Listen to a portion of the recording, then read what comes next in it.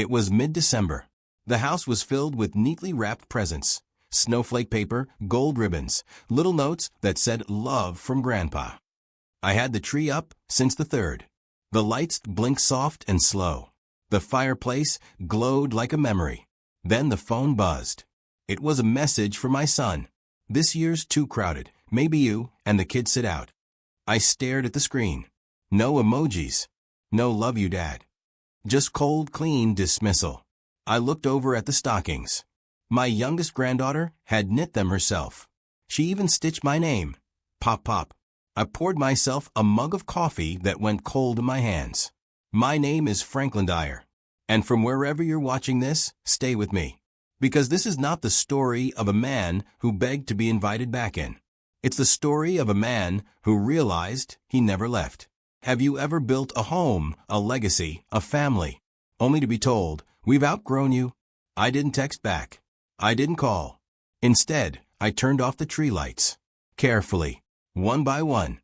The next morning, my neighbor's teenage son, Liam, saw me tossing a dozen wrapped boxes into the trunk of my old Buick. "Mr. Dyer," he asked, "you going somewhere for Christmas?" I just smiled and said, "Somewhere quieter." But that night, I didn't sleep. I sat in the dark, not bitter, just still, listening to the silence that follows when your absence is requested. What they didn't know was this. I wasn't angry they didn't want me there. I was disappointed that I ever thought they did. And that's when the idea came. A quiet plan. Not for revenge in flames, but for realization in frost. You see, if my place was out, then out I would go. But when I returned, I wouldn't be the one knocking. I'd be the one answering. The hardest thing about silence? It remembers everything. I walked into the guest room, the one where my grandkids used to sleep when they visited for summers. The walls still had their glow-in-the-dark stars. 1 bunk bed, 2 drawers, 3 forgotten stuffed animals. That room hadn't heard laughter in over a year. Not since my son got promoted, moved to the city, and said, "Dad, you don't need to drive up anymore. The girls are busy anyway." Funny thing, children grow up learning to build fences by watching how you treat the people who built their homes. I sat on the edge of the bed, clutching an old drawing my granddaughter once made. Stick figures holding hands. One labeled me. One labeled Pop Pop. They used to ask when I'd visit. Now they forgot to ask if I was even alive. It was never about the food, the gifts, or the holidays. It was about feeling like a hallway, walked through, never entered. So I got up, took a deep breath, and I opened the safe, the one behind the bookshelf. Inside, a dusty binder, labeled simply, "The Plan." A map, a deed, a sealed envelope, and $38,000 in clean bills. You see, a man like me, ex-Navy, retired engineer, and part-time carpenter, doesn't just build birdhouses in his garage. He builds exits, quiet ones. I had bought land 5 years ago, in a place no one bothered to ask about. Coastal, peaceful, paid in full. Back then I called it a retirement idea. Now I called it a reset. I didn't leave a note. I just packed light, shut the gate, set the mail to forward. And right before I turned off the porch light, I looked back at the house I built, brick by brick, sacrifice by sacrifice, and whispered, "You were never the home. I was." By the time they realized I was gone, I'd already built a new life, one they'd have to earn their way into. Christmas morning came, but not for me. I sat on the porch of a quiet cabin by the sea, coffee steaming in one hand, the Pacific stretching out in front of me like an old friend who still remembered my name. There were no carolers, no fake cheer, just waves and peace. But 200 miles away, at my son's home, things weren't so still. See, I had scheduled the delivery weeks earlier, before his message ever came. A large box, carefully wrapped, no sender name. Inside, a hand-carved wooden train set for my grandson, a leather-bound journal with gold-edged pages for my granddaughter, and a letter addressed to my son and daughter-in-law. I never expected them to open it, because some people unwrap things only when they need something, not when it's offered freely. But the letter, that mattered more than the toys. It read, "If this gift feels out of place, It's only because you've made no space for me. I didn't ask to be a guest in the house I helped build. But since I'm no longer welcome, allow me the grace to leave fully and finally. No anger. No guilt trips. Just the weight of truth. And truth doesn't need to shout.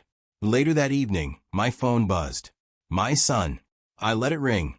Not out of spite, but because I wasn't ready to hear convenience masquerading as concern. A few minutes later, a new message appeared for my granddaughter. A photo of the wooden train set up on the carpet. A single line beneath it. Did you make this? I stared at the screen for a long time. Because in that moment, I knew they may have kept me out of the room, but they couldn't keep me out of their memories. And now, I'd stop being a visitor in their lives and start becoming someone they'd have to find on their own terms. The new year came without noise. Just wind brushing the porch rail and waves cracking softly on the shoreline. I spent the morning sanding down an old cedar slab, turning it into a bench for no one in particular. Sometimes your hands remember how to give, even when your heart is learning how to hold back. Then I check my mail. A large envelope. No return address. But the handwriting? It was my son's wife. Inside was a carefully folded letter and a photo of their living room. The tree was still up, but something was different. No presents underneath. Just a small, carved train. Front and center. And a caption. He asked why you weren't there. The letter tried to say the right things. Things got busy. We didn't mean it like that. We thought you needed space. But space isn't the same as being erased. And forgetting someone gently doesn't hurt less. It just lingers longer. I didn't cry. Not because I wasn't moved, but because tears would have been too easy. What I felt was deeper. A slow, steady reclaiming of my own worth. I walked outside. The bench was almost finished. And for the first time, I didn't feel like I needed to send anything back. Not a letter. Not a gift. Not a reply. Because sometimes silence is the kindest mirror. It reflects exactly what's been given and what hasn't. Later that evening, my neighbor, an older man named Harold, brought over soup. He didn't ask questions. Just sat on the porch, quietly sipping with me. And in that silence, I heard something I hadn't heard in years. Belonging. Not because someone remembered to invite me, but because I no longer needed permission to be seen. That's when I decided, this new life, it wasn't an escape. It was a homecoming to myself. And if they ever came looking for me, they wouldn't find a man waiting. They'd find a man living. The first week of January, my phone buzzed again. It was my son. I didn't answer. Not because I wanted to punish him, but because I didn't want to reward the timing. You see, there's a difference between realizing someone's missing and realizing you missed the way they made your life easier. His voicemail was shaky. Said things like, "We didn't think it would hit you that hard. The house feels empty without you. We should have done things differently." I closed my eyes and just let the wind from the window speak louder. They weren't apologizing for what they did. They were apologizing for how it made them feel now. There's a word for that. Regret. But not the kind that rebuilds. The kind that just wants things reset, without doing the work. I took a walk to the general store down the road. Got some sandpaper, a bag of dry cherries, and a candle that smelled like pine. Simple things. But everything I chose was for me, not for someone else's shelf. At the counter, the store owner, a kind woman named June, smiled and said, "You're the one who fixed up that place by the water, huh?" I nodded. She added, "Funny. Folks in town already call it the quiet house with the wise man." I didn't correct her, because for the first time, I liked how someone saw me. Later that night, I lit the pine candle, sat in my new bench by the window, and watched the sky turn navy and gold. In my pocket was the letter my granddaughter had sent. I hadn't answered yet. Not because I didn't want to, but because I wanted to respond from wholeness, not hurt. And maybe that was the biggest difference between me and them. They move fast. But I'd learned. Sometimes stillness carries more weight than motion, especially when the world is finally quiet enough to hear your own heart say, "I'm still here." It took me 4 days to write her back. My granddaughter. She hadn't done anything wrong. She just followed the grown-ups. And when you're young, you think grown-ups always know what love looks like. But I could tell she was starting to question that. So I took my time. Sat at my little desk near the window, pen in hand, light snowfall outside. And I wrote like a man planting seeds he knew he might never see bloom. Yes, sweetheart. I made that train. With hands that missed yours. With a heart that still holds the sound of your laugh. And with hope that maybe one day you'd remember how close we used to be. This world might grow loud around you, but never let it silence the ones who loved you first, and quietly. Asterisk. I sealed the letter with her name. Nothing else. No P.S. No guilt. Just truth in its gentlest form. I mailed it that afternoon. Walking back, I passed a boy riding his bike. He shouted, "Mister, that carving on your fence, you do that?" I smiled. "Yeah. Why?" He shrugged, grinning. "Looks like it's always been there." That's how I wanted to be remembered. Not as a guest in their photos, but as a presence so steady, you don't notice it until it's gone. Back at the cabin, I fixed myself a sandwich, brewed tea, and watched the mail truck disappear into the trees. And I felt something shift. I didn't miss the house I left. I missed the parts of myself I had buried inside it. And out here, far from their too crowded celebration, I'd finally found room to breathe. I didn't want to be invited back.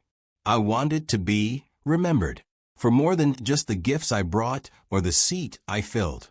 Because when you live your whole life giving everyone space, sometimes the most powerful thing you can do is take some back. Mid-January, just as the snow began to melt into thin silver threads along my porch rail, I got another letter. But it wasn't for my son. It was for my granddaughter. A real one this time, folded neatly in a red envelope with a small drawing of a tree in the corner. I opened it with steady hands. Inside, in her careful handwriting, she wrote, "Pop, Pop. I saw a video on Mom's phone of Christmas Eve. Everyone was laughing. The table was full. The living room packed. And when I asked, 'Where's Pop, Pop?' they told me you were too tired to come. I didn't believe them. I knew you wouldn't miss me. Now I understand they didn't forget to invite you. They just wanted to forget." Asterisk. That line, "they just wanted to forget." It cut me deeper than any silence ever had. She continued, "I miss you. Can I come visit? Just me. Not for the holidays. Just to talk." Asterisk. I closed the letter and stared at the flickering candle beside me. She saw through it. All of it. And not because someone told her, but because truth has a way of surfacing when love refuses to be silenced. I wrote back with one word. Yes. That Saturday, a modest car pulled up the gravel road. She stepped out, taller now, quieter, but with the same sparkle I used to see when she'd sit on my lap and ask if trees could talk. She didn't say much at first, just hugged me for a little too long. I didn't rush her. We sat on the bench by the sea, and she placed a photo album between us. "I brought the one we made together," she said. Page by page, we flipped through memories they tried to shelve. She didn't cry. Neither did I. Because we knew something they didn't. Distance doesn't destroy love. Deceit does. And healing, when it starts in truth, doesn't make a sound. It just takes root. A week after her visit, my son called. Again. I didn't answer this time either. But not out of anger. I simply had nothing left to give. Not apologies. Not explanations. Not access. What he didn't know was, his daughter had already told me everything. About the video. The laughter. The empty spot on the couch where I should have been. Covered with coats, like they were hiding the memory of me beneath fabric. I wasn't angry. I was free. She left me a gift before she drove back, a small, carved wooden box. Inside, a note. Just one sentence. "You were never too small for the room.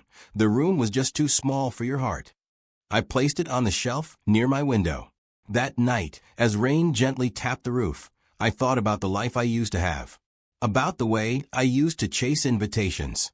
About the way I used to mistake duty for belonging. No more. Now, When I walk through town, people nod, smile.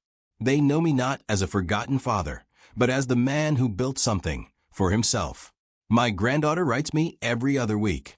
She signs every letter the same way, for the one who remembered first.